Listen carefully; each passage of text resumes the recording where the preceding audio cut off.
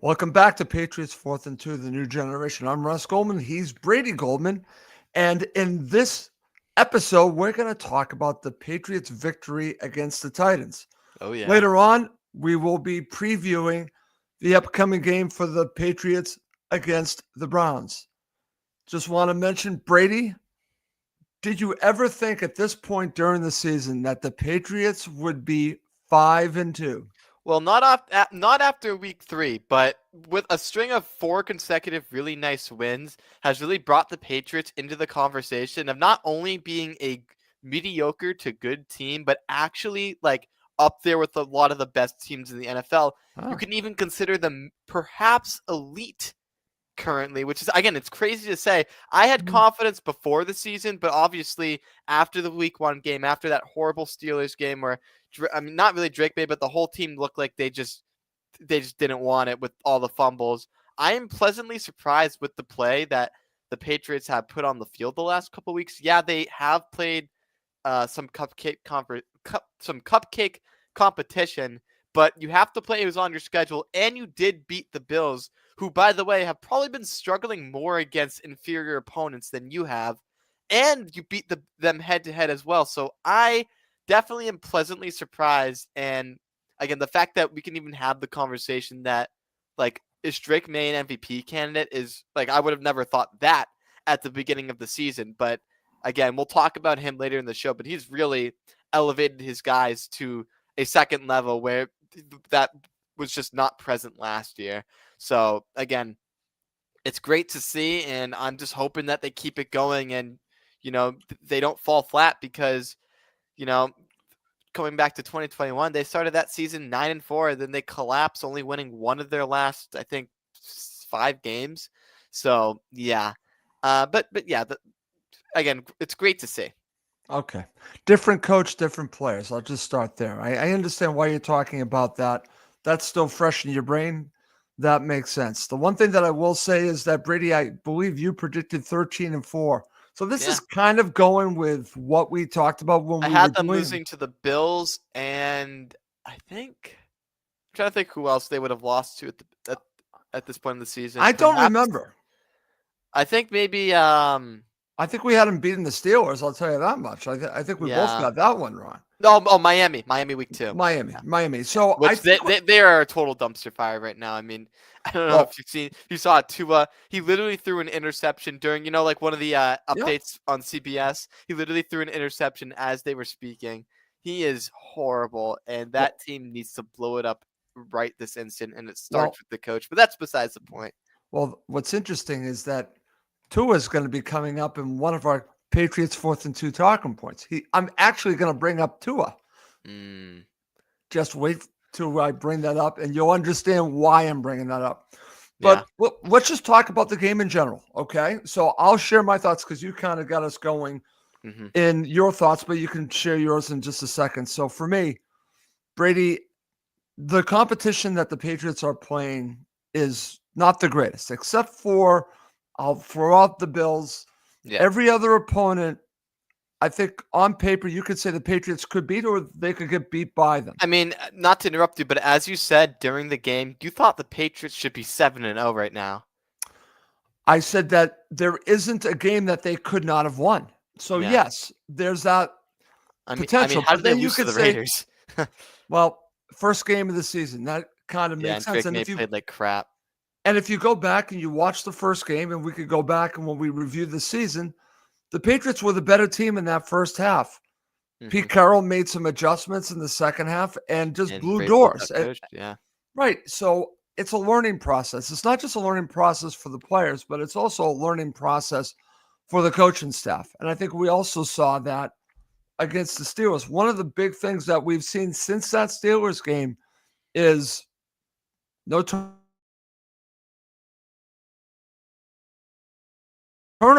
So for me, that has made a huge difference. It's playing error-free football or as best as you can. But in this game, for me, watching it, I saw a lot of good qualities that I look for in a Patriots team that I've seen for a very long period of time. There were these qualities we'll talk about. the struggles that the Patriots have early in games on Mm, defense. I know how you feel mm. about that.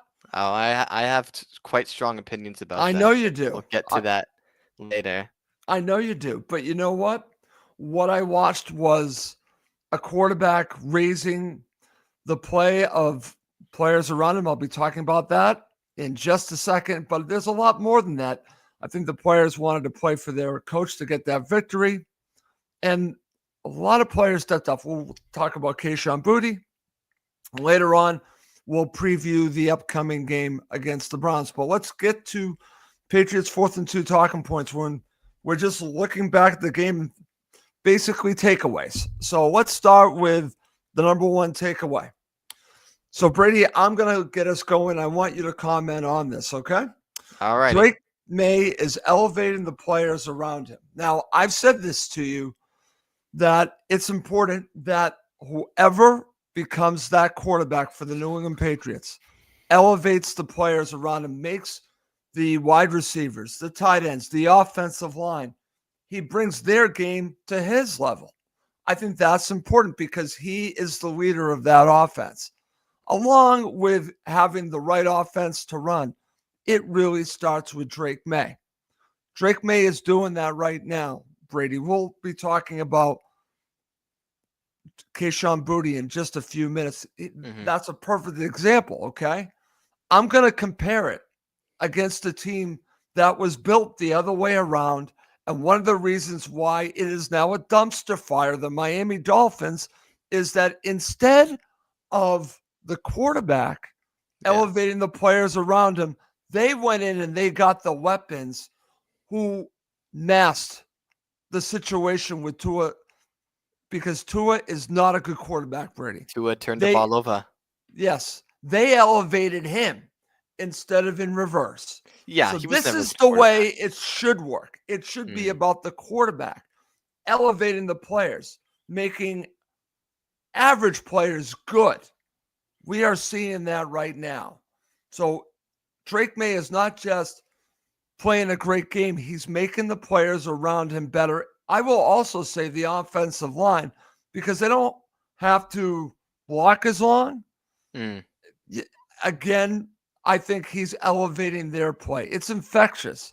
Drake has a lot to do with that, but I wanted to bring up the comparison because I was hit in the face over and over again about how the Patriots needed a number one receiver. I don't see Diggs as your number one receiver. I actually see him as a piece of the puzzle. He's complimentary. Yeah, he's not Complimentary, the right? guy. Yeah. No, he's not the guy. You have two guys in Miami that are the guy, fighting to be the guy. Listen, you're having the problem in Philadelphia. They're fighting to be the guy. Yeah, that's why I never thought Jalen Hurts was. I think he has a pretty low ceiling.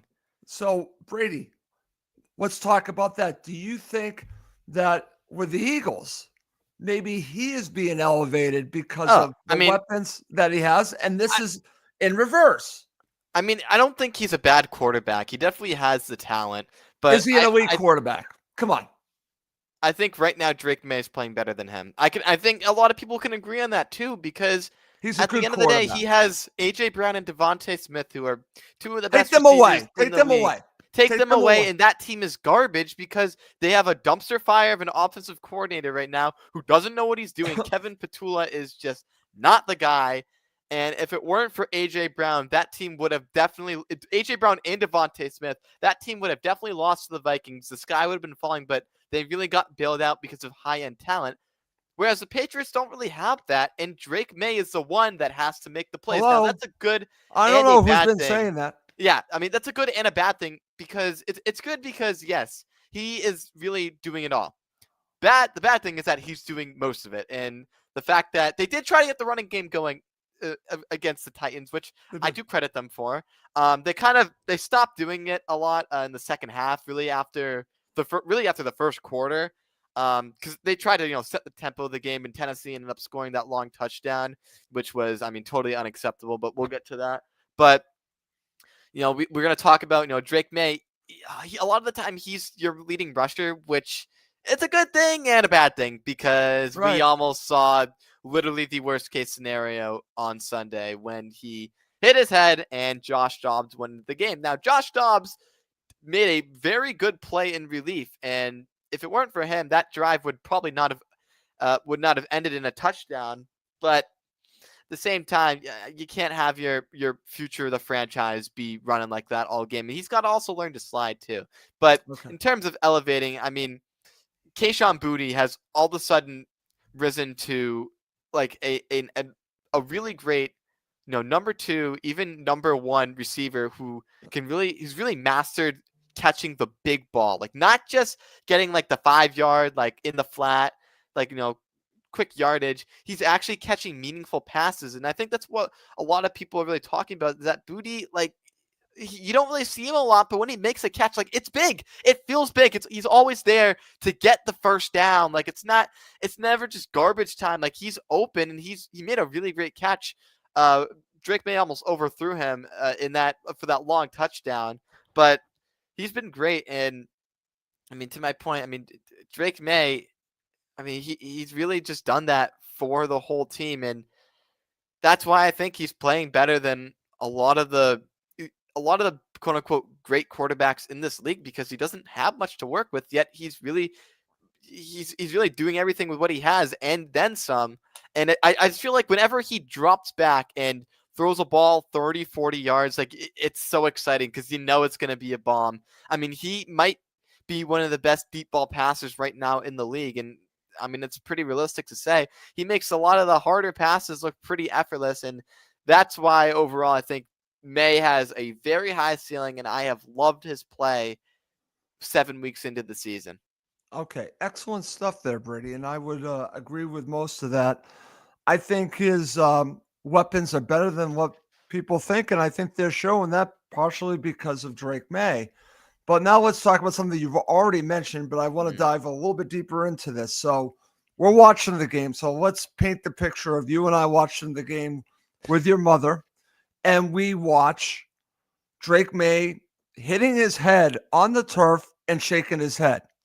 And both you and me panicked, right? We panicked. We go, uh-oh, yeah. Here we go. He's out for the game. I'm panicking. You're Josh Dobbs panicking. is your quarterback Josh now. He might Dobbs is your not even play quarterback. against the Browns. Oh my God. So Yeah. you and I are all doing that, okay?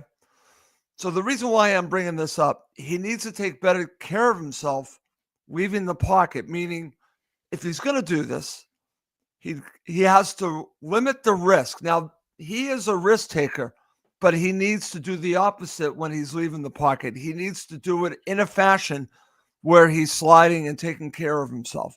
That's number one.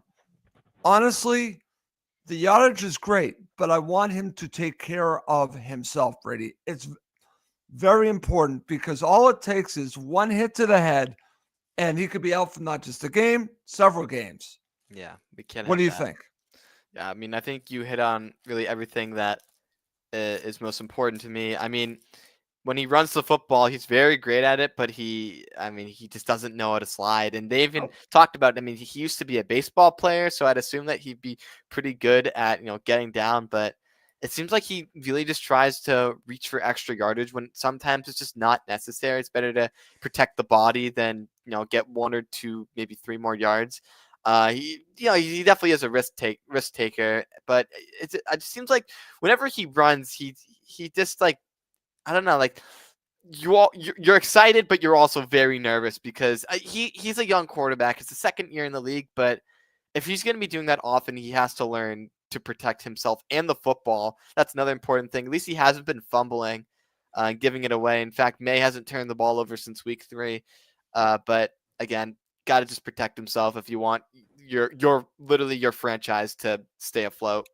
absolutely. And that's why it's very important. I'm glad that we're talking about it. And hopefully he will learn from this latest experience and the coaches will just bang it into him. Protect yourself. Because if you get hurt, everything changes, Brady. And neither one of us want to see that. Okay. No. Last topic about the offense. Let's talk about Kayshon Boutte. You've already talked about it. We Booty. mentioned that he is now established himself as a number 2 receiver. Brady, before you were born, there was a wide receiver by the name of Troy David Brown. Givens, David Givens, not my Troy bad. Brown. he is David Givens. Go back and watch the history, watch him play. Very reminiscent of David Givens, who was a late round draft pick coming out of Notre Dame. Not very well thought of. It's so similar to the Broody situation. It's scary. But he made himself into a very good receiver. And partially, he was elevated by Tom Brady. Tom Brady. Now you have the same situation with Drake May taking advantage of his opportunity. Kayshon Boutte is your number one, not your number one. Sorry, there's a Goldman for you. A number two option with Diggs being your number one. But I think you can count on this guy, not just to catch the ball on the sidelines, but if you need to go deep, you can go deep. Your thoughts on Kayshon Boutte? So, yeah, I mean, I think I already really said everything I needed to say about him. He just makes the meaningful catches. But I actually have a new point to talk about. What the heck is going on with Kyle Williams? So I I mean, have it a seems like theory it on seems this, like Brady. every time they throw him the football, it just isn't anywhere near him. And we saw like the first throw that Drake made, not the first throw, but on that second drive. I mean, Drake made the ball wasn't even close to him. It was by far the worst throw that May had in that game. And again, he only had 2 incompletions, and that Nope. I mean, it just didn't even look close. And again, Right. the week before, I believe again it was against the Saints on a 3rd down in the 3rd quarter. Drake May Yep. tried to find Kyle Williams, but I don't know if he ran the wrong route, but he Yep. just wasn't near the ball. But I want to hear your thoughts. Okay, here's my theory on Kyle Williams, and it goes to learning the offense, the Josh McDaniels offense. This is known as the Earhart Perkins offense. Yeah. So history shows us, because this has been run for many, many years, and now it's back with the Patriots, that wide receivers and running backs struggle in their first season learning the offense. I don't think it's an accident that Trevion Henderson is having a hard time. Yeah. Brady, James White did nothing his rookie season. Yeah, Nothing. 2014, yeah. Did nothing, okay? Because he needed to learn the offense. It took him a few years. Running backs and wide receivers, they struggle learning that offense. It takes some time. And I think what you're watching is potentially a wide receiver running the wrong route, not deep enough, or whatever, because that's what it looks like to He's me. just not open. Like, Right. And they barely have him on there. I mean, to be fair, like the wide receiver room right now is pretty crowded. They have Yep. 4 receivers that I'd say are actually pretty solid. With if Matt Collins is your number 4, I mean, he's been pretty solid for that role. Yep. I think there's also just the problem with it's an overcrowded receiver room, and I would even maybe say Pop Douglas is starting to become the odd man out, but then he's making these really clutch catches. Of course, he had that one-handed catch that saved that drive for the Patriots, and Prop definitely led to them scoring the touchdown and winning the game against the Titans. But you know, we want to see him, but at the same time, we just want to keep the offense rolling. So it right. could be a case where Williams doesn't play this year and he plays next year, and That's we'll right. see what happens. I don't think we should call him a bust yet, because we haven't Nope. actually seen him on the field that much. Same with Travion Henderson. Yep. I mean, he just hasn't really gotten going, but I feel like, it's just Not it'll be time to see if not they a pan out bust. or not. Same with Not a Efton bust. Chisholm too. Like, Efton we haven't Chisholm, same seen. thing. He was actually, I think, on the field the most he's been. I guess he was elevated with the Saints. He was only really on special teams, but I actually saw him on offense a bit. But he was never really targeted or anything. Yeah. But you know, It's going to it is take what it is. time for these 2 players, Brady, Yeah. including the running back, Trevion Henderson. You have to be a little patient, because I know the history of this offense, and it takes young players a while to learn that offense. It's not something that you just turn the switch on. It isn't. The reason why it works for Diggs is that it was, I believe, a similar offense that he ran in Houston. So I don't think it's that. And plus, he's a more developed wide receiver, knows offenses more. So I think it's a different situation. All right, let's move on. 2 more topics. The defense continues to give up points early, which drives you crazy, but adjustments are made during the game, and you can see that, especially in the second half, Brady. Yeah.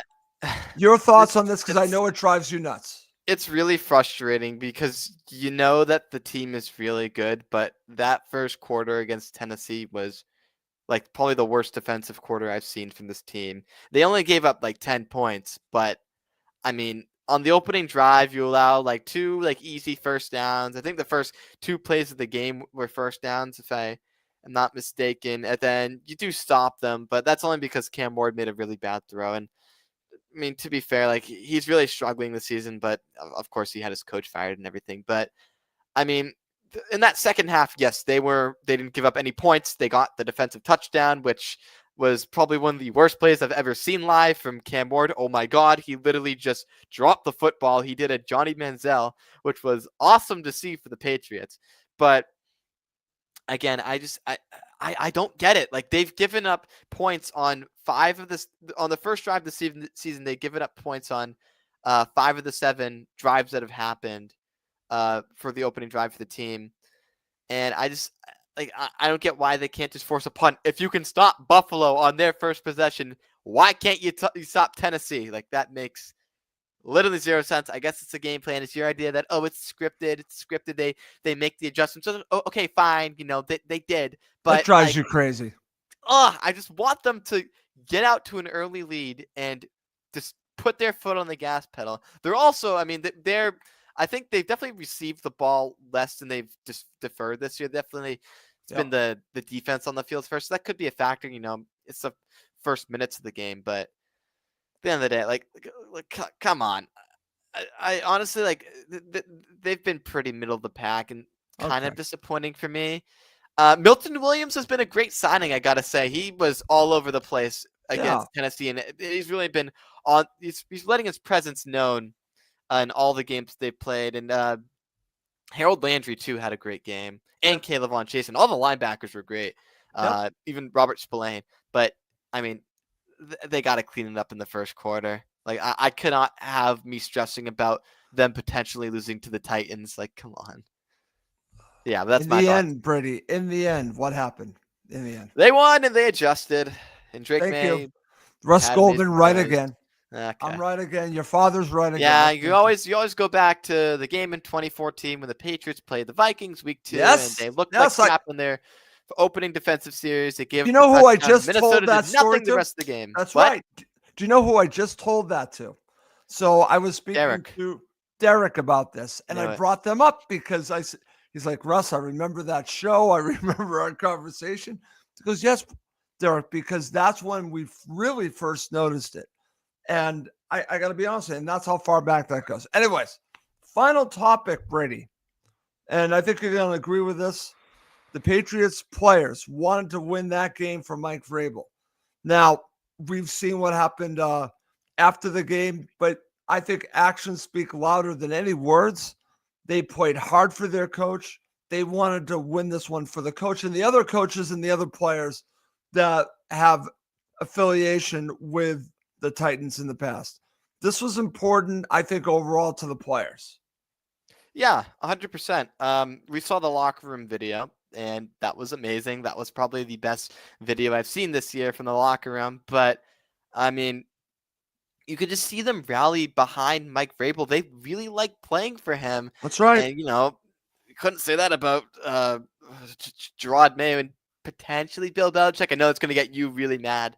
But, Mike Vrabel, we said before the season, is that he's the perfect blend between players coach and hard ass. And I think it's really paying off for the team. We see players just being elevated by others, and like the vibes right now for the team are just immaculate. Now, again, they've played a paper thin schedule, but sometimes you need to beat up on the bad teams to get your culture going. That's right. And so, it'll help you out against the better teams. So I'm really looking at that.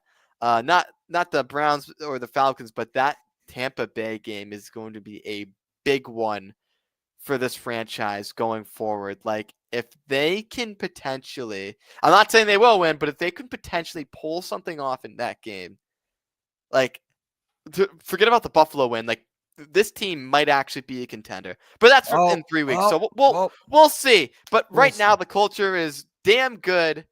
Yeah. Okay.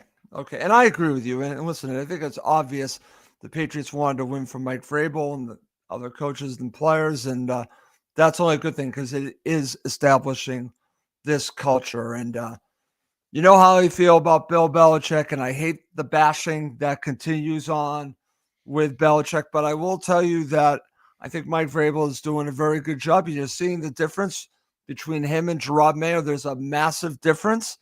And I think they got the right coach, and I think they have the right quarterback. And I think that makes a big difference. Anyways, all right. Coming up next, Brady and I are going to preview the upcoming game for the Patriots against the Browns.